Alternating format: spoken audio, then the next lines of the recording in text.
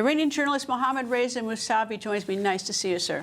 It's a pleasure to be here. When you sat down, I asked you when was the last time you spoke to somebody in Iran. I haven't been to Iran. I can't get inside Iran. I don't know anybody in Iran. So tell me what you're learning. So I'm trying to keep my contacts with everybody on the ground on a daily basis. So many people have fled Tehran, including my family. People are a little scared of the consequences, but I mean, what I hear is that, I mean, people are still getting what they want, what they need on their daily basics, and it's not as bad as it sounds from the outside. That's what the people on the ground tell me. But everybody's stressed. Many people have fled Tehran because they are worried that they can be, a collateral damage in the fight between the Islamic Republic and Israel that started from June 13th, early in the morning. Internet is cut. About 99% of the internet access is already cut, and it's very difficult to communicate with everybody on the ground. Few people have been able to communicate with the outside world with VPNs, and sometimes if there's like a sudden connection with the internet.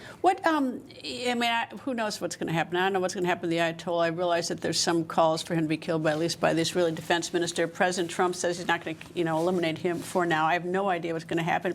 But if Ayatollah dropped dead or was killed, we saw that there was a sort of an attempt at something in 2012, an opposition in Iran.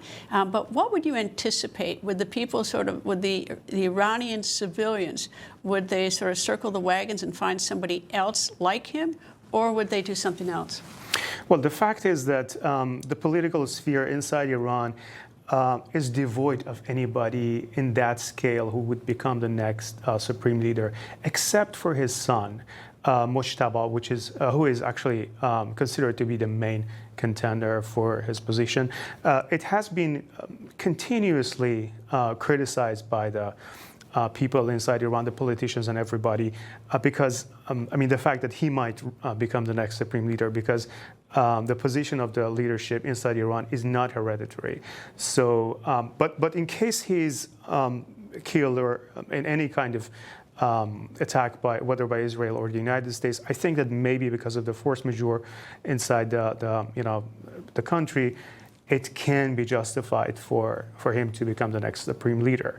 But whether people will do something else instead of supporting somebody like Mojtaba to become the next supreme leader, I should say that it is very difficult to predict how the Iranian people will react. I've been to North Korea a couple of times, and I was shocked at what the North Korean people thought about Americans the first time. Obviously, the second and third time I figured it out.